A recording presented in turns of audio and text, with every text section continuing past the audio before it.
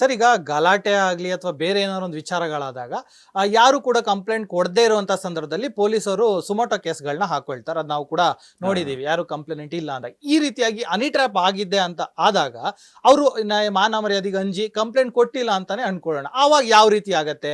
ಅಲ್ಲೂ ಕೂಡ suo motu ಹಾಕೊಳ್ಳುವಂತ chances ಇರತ್ತಾ, ಅಥವಾ ಕಂಪ್ಲೇಂಟ್ ಕೊಟ್ಟಿಲ್ಲ ಅಂತ ಸುಮ್ನೆ ಆಗ್ತಾರ ಪೊಲೀಸರು? ಯಾವ ರೀತಿಯಾಗಿರತ್ತೆ? ಅಲ್ಲ, ಅದು ಈಗ in case if it is cognisable offences ಈ ತರ ಬಂದ್ರೆ, ಈಗ ನಮ್ಮ ಭಾರತೀಯ ನ್ಯಾಯ ಸಂಹಿತೆಯಲ್ಲಿ section 306 for honey trap is only purpose is extortion.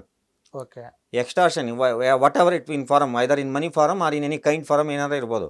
Extortion ಅಂತ ಬಂದವಾಗ even police has power to initiate action. ಈ ಥರ ಏನೋ ಒಂದು ಇನ್ಫಾರ್ಮೇಶನ್ ಬಂದಿದೆ, ಈ ಥರ ಮಾಡ್ತಾ ಇದ್ದಾರೆ ಅಂತ. ಇಲ್ಲಿಂದ ಈಗ ಹನಿ ಟ್ರ್ಯಾಪ್ ಅಂದ್ರೆ ನೀವು ಮತ್ತೊಂದು ವರ್ಡ್ ಅದಕ್ಕೆ ಕೇಳಬೇಕಂದ್ರೆ it is a black mail.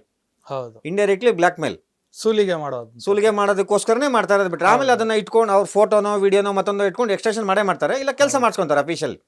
ಅದಕ್ಕೋಸ್ಕರ ಈ 308 ಬಂದ, ಈ 308 ಮೊದಲು 383 IPC ಅಲ್ಲಿ, ಈಗ 308 ಬಂದಾಗಿಂದ ಇದು ಕಾಗ್ನಿಸಬಲ್ ಅಫೆನ್ಸಸ್ ಆಗಿರೋದ್ರಿಂದ 7 years 10 years ಇದೆ. 308 ಸಬ್ ಕ್ಲಾಸ್ 6 ಮತ್ತು 308 7 ಬಂದವಾಗ ಅದನ್ನು cognisable they can suo motu initiate ಮಾಡಿ ಅದ್ರ ಬಗ್ಗೆ ತೊಗೊಬೋದು, ಯಾರು ಈ ಥರ ಮಾಡ್ತಾ ಇದ್ದಾರೆ, ಏನು ಮಾಡ್ತಾ ಇದ್ದಾರೆ ಅಂತ ಹೇಳ್ಬಿಟ್ಟು.